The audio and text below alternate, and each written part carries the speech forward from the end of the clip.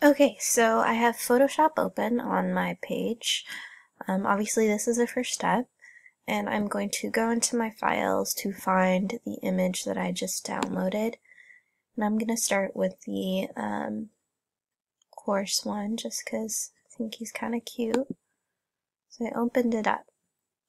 So what we want to do is replicate this image, duplicate it underneath, and then add our special effects.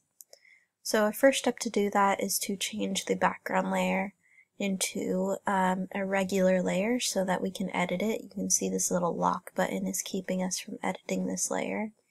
So we're going to double click on that layer. I'll pop up this dialog. We're going to rename the layer Photo 1 and hit OK. Now I have this layer, it's no longer locked, I can edit it. So our first step is to duplicate this image and place it underneath what we already see, but we need to create some room before we can do that. So I'm going to first duplicate the height, double the height of the canvas. So I'm going to go to Image at the top, Canvas Size, and instead of measuring it by centimeters or pixels or inches, we're going to measure it by percent.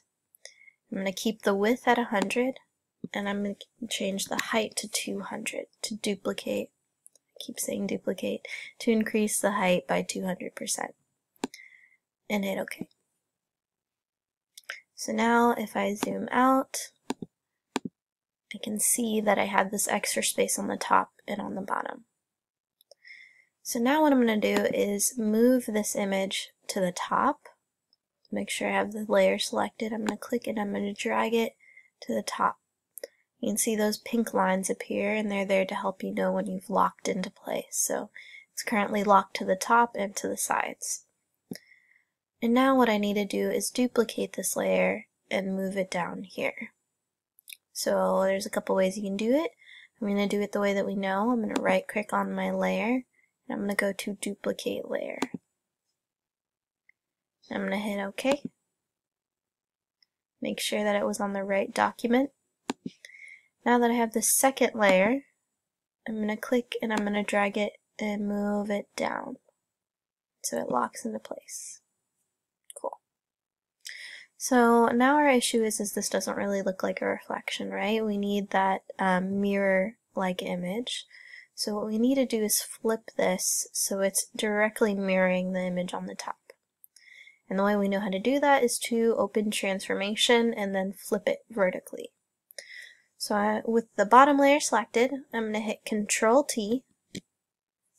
We have the transformation dialog open now. I'm going to right click on that image and I'm going to say Flip Vertical. Alright, hit Enter. And already I have this wonderfully reflected image. Now we need to start adding our effects. So what we're going to do is convert this layer, the one on the bottom, to a smart object, and that will enable us to start editing it a little bit more freely. So I'm going to right click on this layer, I'm going to scroll down to Convert to Smart Object, and then I'm going to click. So now you see this little box that appears right here in the bottom of that layer, so you know that it's a smart object. So something I'm going to do next, just to help us out a little bit, is I'm going to move the bottom photo layer to the bottom. So we just have our top on the top layer, bottom on the bottom. A little bit easier to see. I'm also going to rename my layer that's called Photo 1 Copy. I'm going to right click on it.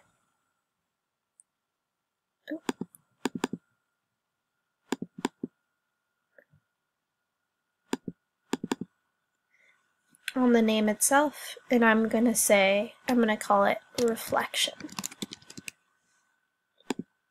So I have my photo and then I have my reflection.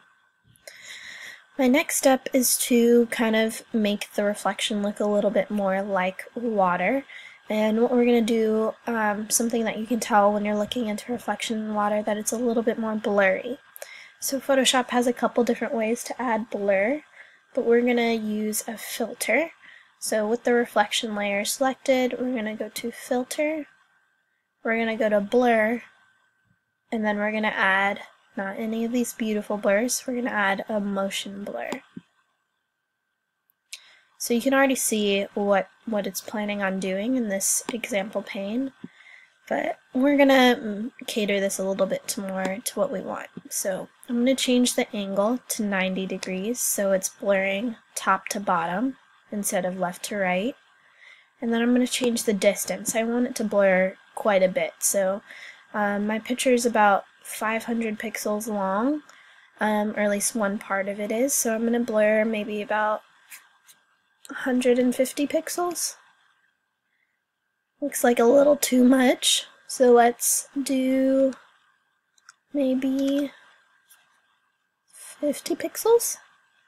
A little bit better, but still a little too blurry. Maybe 35. Yeah, that looks about right. I'm gonna hit OK. Now, depending on which picture you chose, you might have to change that pixel distance to better suit the image that you have. Actually, I see this little transparency right here, which is what I don't want, so I'm gonna make it even a little bit smaller than that. Okay. Great. Okay, so I have this smart filter and I have this motion blur. You can see that it shows up in the layer. You can even turn off the filter if you want to see what it looked like beforehand. But I'm just going to leave it on for now. So now that we have this blurriness, our next step is to make it look a little bit more like water. Water tends to be blue or bluish green, so what we're going to add is kind of a tint on the reflection layer to make it look more like water. So I'm going to add a bluish greenish, maybe aquaish tint, and the way that we do that is with an adjustment layer. So with my reflection layer selected, I can either click on this right here, which will take me to an adjustment layer. You can see how it pops up, say create new fill or adjustment layer, or I can go to layer, new adjustment layer, and then create one there. So I'm going to do it this way, down here, just because we haven't done that before. And I'm going to pick a solid color adjustment layer. So you can see that it already kind of covered up the whole bottom section with this weird mauvey color, which is not what we want. So I'm going to filter through my colors.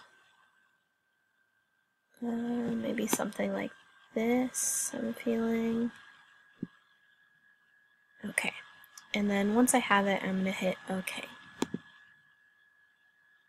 Now we're obviously not done yet. Is that this bluish layer is not in the position that it needs to be. So it needs to be underneath the reflection. So we're going to go ahead and pull this color fill underneath my reflection. So it's the bottommost layer now.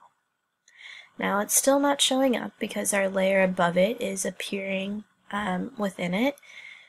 So what we're going to do is add a filter effect to our blur effect that we created. So on the little thumbnail right next to Smart Filters, I'm going to double click on that, and I'm going to add a gradient to that Smart Filter.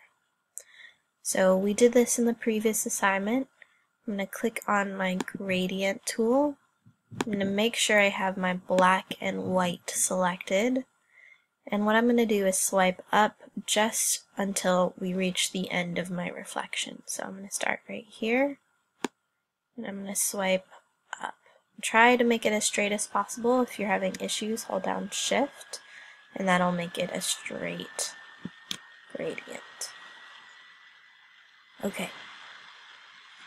See now is the blur that we applied before kind of gradually fades out. So it's really blurry down here, but you can even see the horse face pretty clearly. So what we're going to do next is try to get this blue appearing into the reflection like water.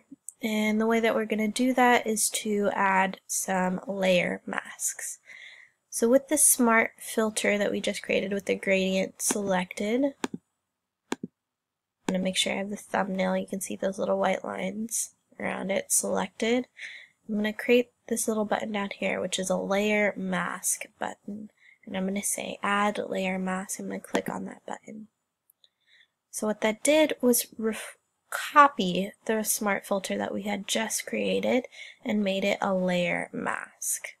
Do that again. I have my smart layer selected. You can see those white lines around it. And what I'm going to do is hit or hold Control on my keyboard. And when I do Control, that's going to create a selection box around this part of the image. So I held down Control and then I clicked on this thumbnail right here. And that created the selection box, those dotted lines. Once I have that selected, I'm going to hit Layer Mask. Now you can see that that blue is appearing in. It's a little harsher than we want it to be, but we're getting somewhere. So I'm gonna hold this down and make sure that it's saved. Now that I see it over here, what I'm going to do is lower the density of this reflection. I don't want this filter to show up as harshly as it does right now. So I can edit that in my properties panel.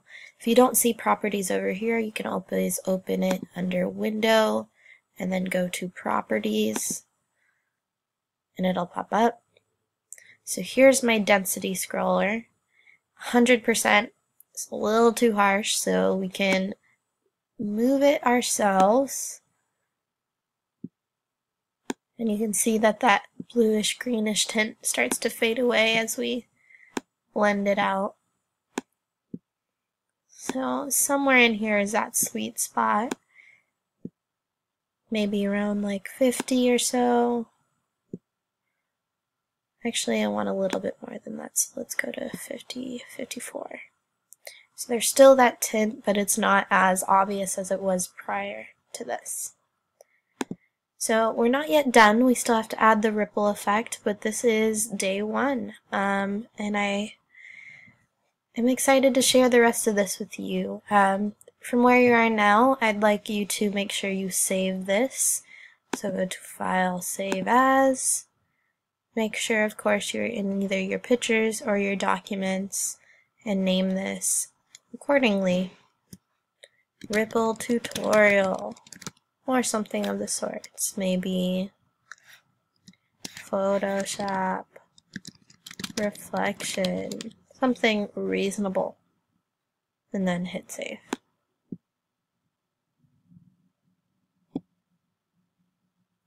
Cool. And we'll finish this up soon enough.